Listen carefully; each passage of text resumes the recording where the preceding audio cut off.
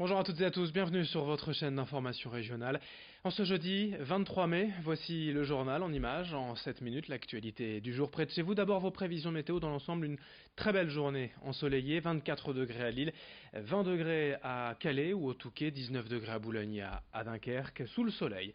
Quelques voiles nuageux sans gravité. Aujourd'hui, on profitera de nouveau du soleil, du ciel bleu, surtout près du littoral, près de la mer. À mesure que l'on avancera vers l'intérieur des terres, la Flandre, le Domarois et la métropole lilloise, les nuages seront plus denses et pourront même apporter quelques orages localement en fin de journée. La météo complète, bien sûr, après cette édition. À la une, tout d'abord, c'était hier la journée internationale de la biodiversité. Plusieurs actions ont eu lieu partout en France et dans la région. D'autres sont encore prévues demain. Tous ces citoyens militants demandent plus d'action de la part des politiques pour la défense du climat. Hier, par exemple, à Lille, sur ces images, une dizaine de participants ont fait un die-in, une simulation de mort pour évoquer un message fort. En 40 ans, 60% des animaux sauvages de la planète ont disparu et la liste pourrait s'allonger dans les prochaines années, avec notamment les koalas, les singes ou les abeilles menacés d'extinction. Demain après-midi, d'autres marches pour le climat sont organisées partout en France et dans la région. Explication de cette volonté avec l'un des militants au micro d'Alicia Sanfilippo. Aujourd'hui, c'est une initiative dans le cadre de la journée internationale menée par 2 citoyens. Vendredi, il y a une grève mondiale dans 90 villes dans le monde. L'objectif, c'est de continuer, c'est de ne pas s'arrêter. Il y a pas mal d'événements également ce week-end sur l'île, sur la nature en ville, sur la fête de la nature. Donc voilà, l'objectif, c'est vraiment d'être dans une continuité de sensibilisation et d'action et de ne pas s'arrêter uniquement aux élections. Enfin voilà, l'idée, c'est...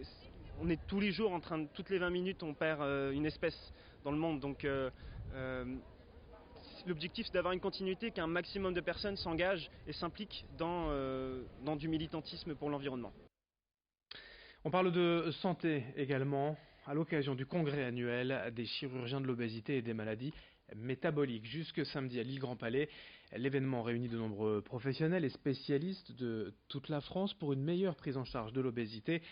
Et notre région est particulièrement concernée puisqu'aujourd'hui on estime qu'un cinquième de la population des Hauts-de-France est obèse. Si cela peut s'expliquer par divers facteurs historiques, les conséquences pour la santé sont évidemment dangereuses, mais il y a des solutions de la prévention à la prise en charge jusqu'à la chirurgie. Explication quant aux facteurs de risque avec une médecin nutritionniste du CHU de Lille au micro de Rémi Desremeaux. Alors les facteurs de risque, il y en a plein en fait, il y en a vraiment plein et c'est ce qui fait encore la difficulté de cette maladie. Il y a une part d'hérédité, il y a une part socio-économique parce qu'on sait que c'est les plus petits milieux qui sont les plus touchés par l'obésité.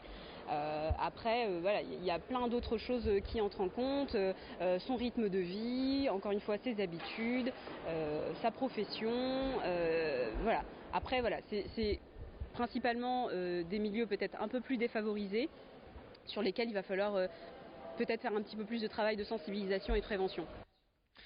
Dans l'actualité régionale également, ce nouvel imbroglio concernant la reprise de l'acierie de Saint-Saulve à Ascoval.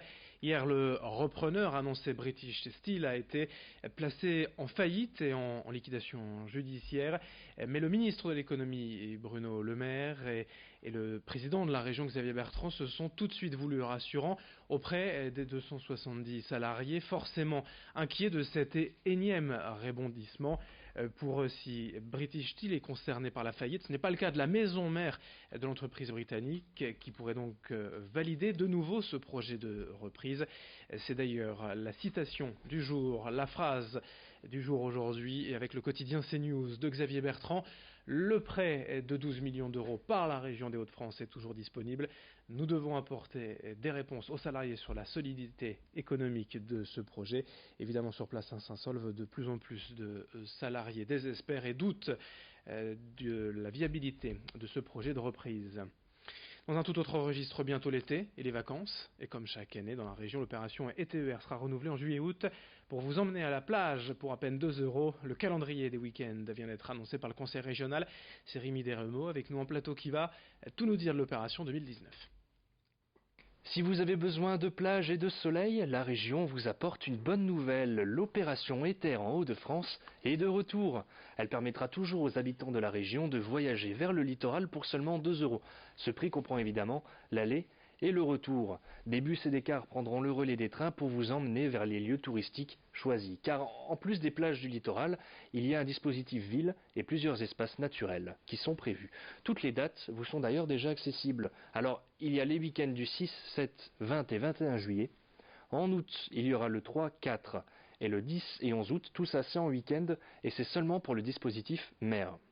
Au niveau des parcours nature, 3 jours sont attendus en juillet, du 26 au 28, avec par exemple la forêt de Saint-Amand ou les nuits secrètes d'Aulnoy-Emery. Et pour les découvertes de villes, le Louvre-Lens, les beffrois de Bergue ou d'Arras sont à l'honneur, et ce sera du 13 au 19 juillet. Par contre, pour l'instant, vous ne pouvez pas encore réserver vos billets. Ça sera ouvert les derniers jours avant les événements. Vous pourrez les retrouver au guichet et au distributeur de vos gares, mais également sur Internet. Et puisque l'on parle d'été et de vacances, notez que le palmarès 2019 du Pavillon Bleu a été annoncé hier. Ce label récompense la qualité environnementale des plans d'eau en France. Dans la région, la seule plage à l'honneur est celle de Berck. En outre, 3 ports de plaisance régionaux ont été distingués. La base des Prés du Hem à Armentières, le parc de loisirs de la Porte du Hainaut à Rheims et le port de plaisance d'Étaples. Pour finir, aujourd'hui en ce 23 mai, nous sommes à tout pile 100 jours de la braderie de Lille. L'événement, je vous le rappelle, prévu cette année les samedis 31 août et dimanche 1er septembre. Ça peut vous sembler encore bien lointain, mais pour les antiquaires de la région, c'est déjà le moment d'y penser.